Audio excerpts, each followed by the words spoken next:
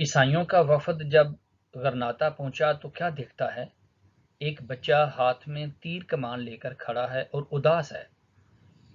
پوچھنے پر پتہ چلا کہ اب میں تیر کے ساتھ اڑتے ہوئے پرندوں کا شکار کرتے کرتے بور ہو گیا ہوں۔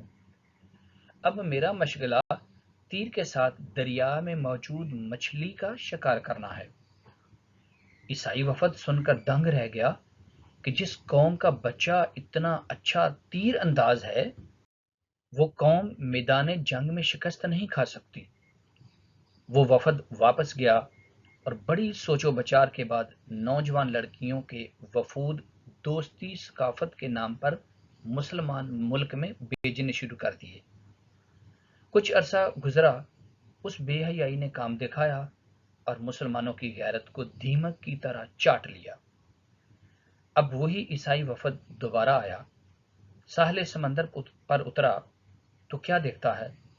ایک نوجوان اداس ہو کر سر جھکائے بیٹھا ہوا تھا۔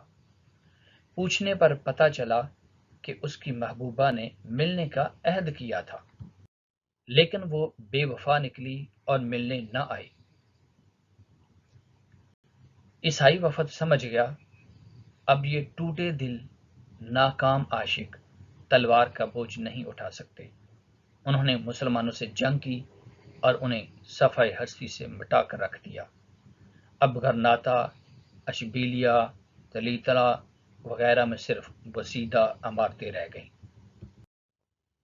اور داستاں تک نہیں داستانوں میں۔ امت کے نوجوانوں کو سب سے زیادہ نقصان شراب اور زن نے پہنچایا۔ کاش کہ امت کے نوجوان اپنی اہمیت پہچان لیں اور پھر سے اپنے اصل مقام کو حاصل کر کے امت کا کھویا ہوا وقار واپس دلا دیں۔